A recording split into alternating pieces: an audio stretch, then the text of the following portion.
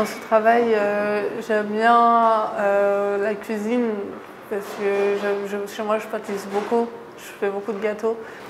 Je préfère quand je suis en salle parce que j'accueille les clients et aussi quand je suis en cuisine parce que je suis derrière les fourneaux et c'est ma passion. C'est très simple, je leur montre la tâche au départ et suite à ça, ils répètent le gestuel et à ce moment-là, donc quand je suis satisfaite, je les laisse complètement en autonomie.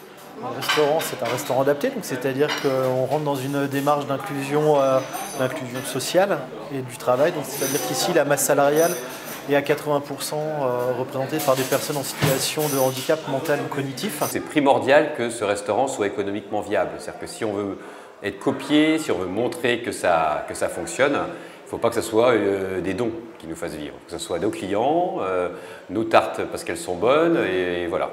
Alors le restaurant est un comptoir à tartes, bar à salade et bar à soupe. Tout est fait maison, les tartes, les soupes, les salades, tout est fait quotidiennement et on travaille avec des petits producteurs. On essaye de mettre en valeur, en plus de l'emploi solidaire, le monde paysan.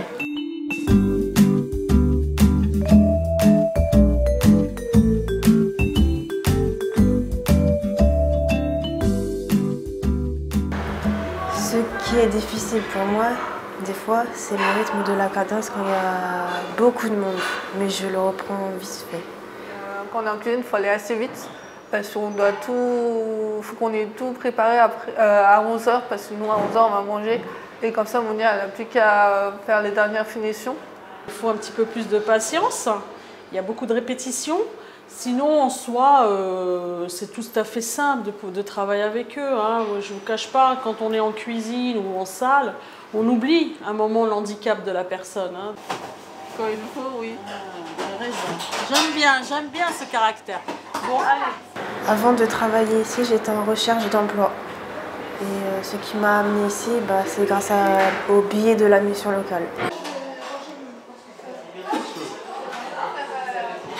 Il y a 60 000 personnes en France qui sont porteurs de trisomie 21.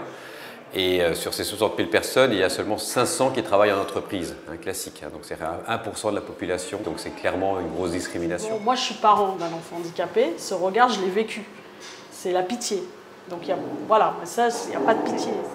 Mounia et Baptiste sont gentils parce que après, ils nous boostent beaucoup pour qu'on se dépasse, on aille au-delà de nos capacités. Ils sont gentils et puis attentifs si ça ne va pas. Moi, je les fais dépasser par rapport à leur handicap.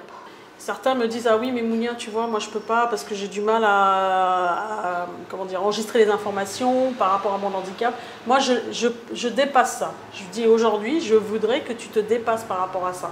Donc pour moi, l'handicap, il est là, mais on essaye de limite l'effacer dans leur manière de travailler. Alice, tu es où là?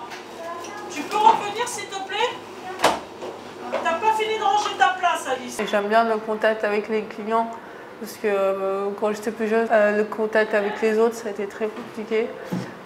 Du coup, le fait d'être le midi en service, ça redonne confiance et ça donne motif pour la suite.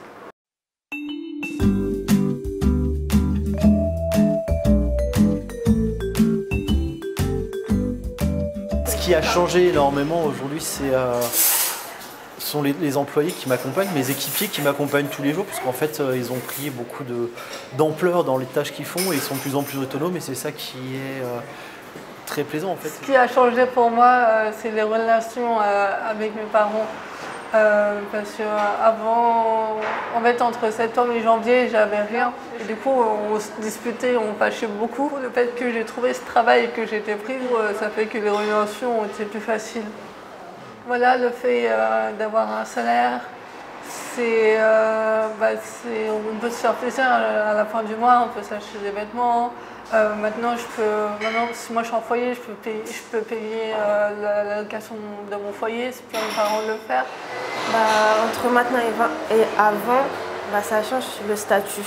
Parce qu'avant, j'étais en recherche d'emploi et maintenant, c'est la vie d'adulte. J'ai pas abandonné, j'ai pas lâché l'affaire et au final, je suis dans ce resto. Et franchement, pour ceux qui galèrent, faut jamais lâcher l'affaire ils trouveront du travail. Parce que la preuve.